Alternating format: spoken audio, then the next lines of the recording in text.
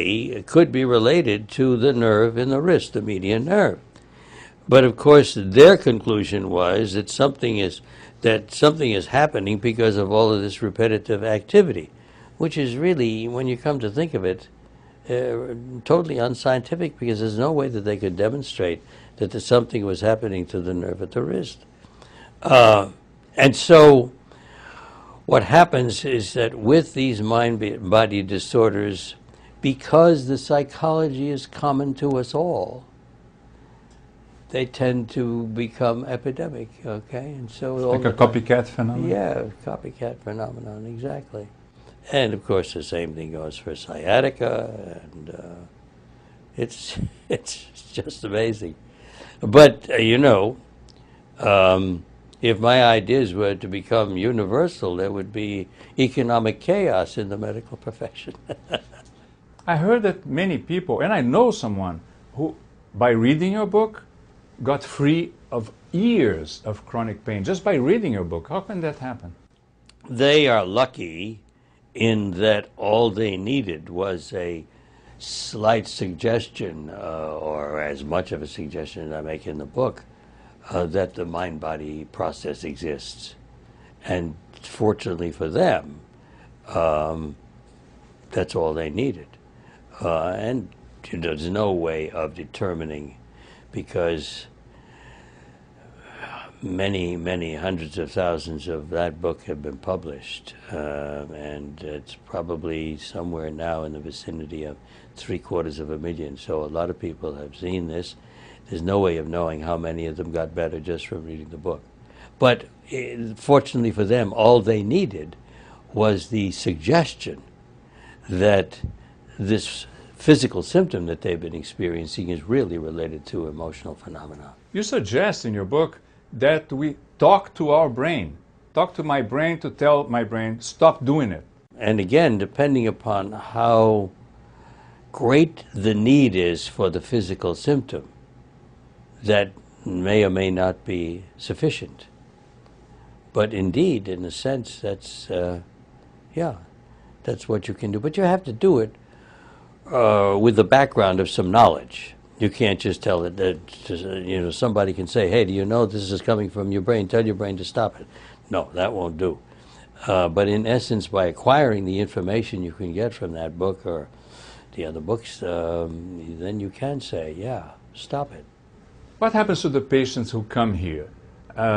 What they get is education, right? We start out usually with we spend an hour together at the first session.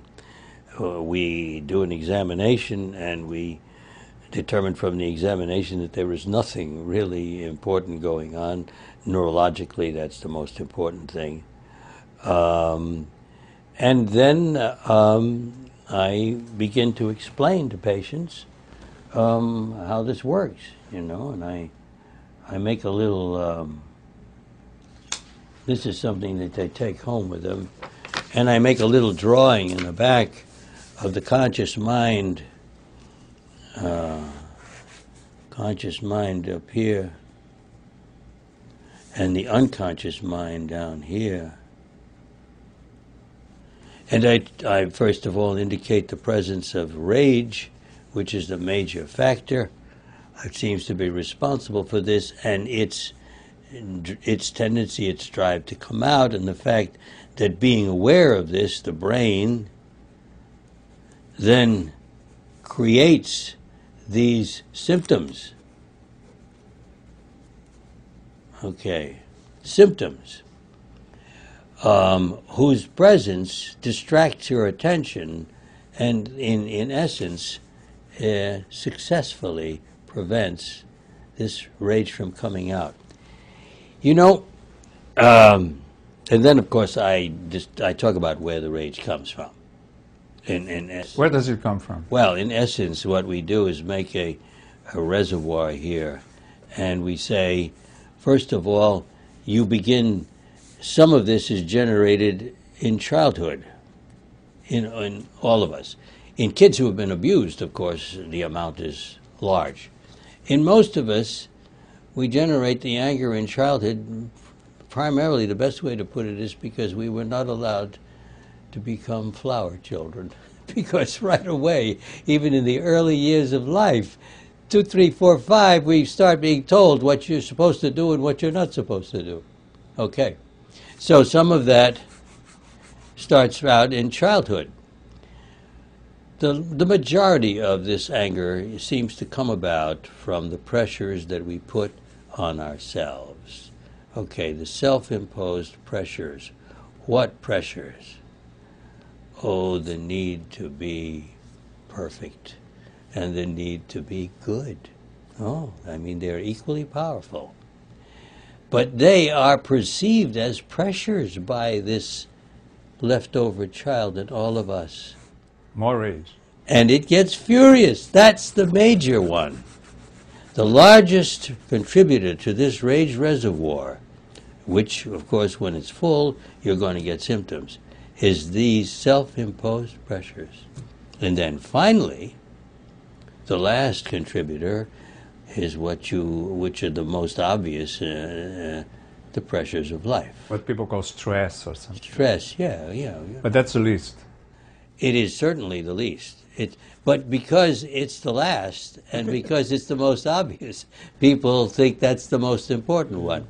But in truth, the most important one are our personalities. So people learn that, but people can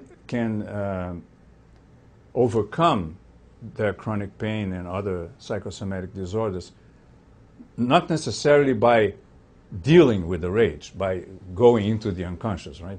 I like to tell the story that in only one patient one person in all the years that I've been doing this work ever experienced the rage. Her name was Helen, right? Yes. And I remember you told in your book that she went to a meeting of other people who had been sexually abused. Yes, that's right. The woman who was sexually abused by her father. She went to this meeting of women, and they had all been sexually abused, I think, by family members.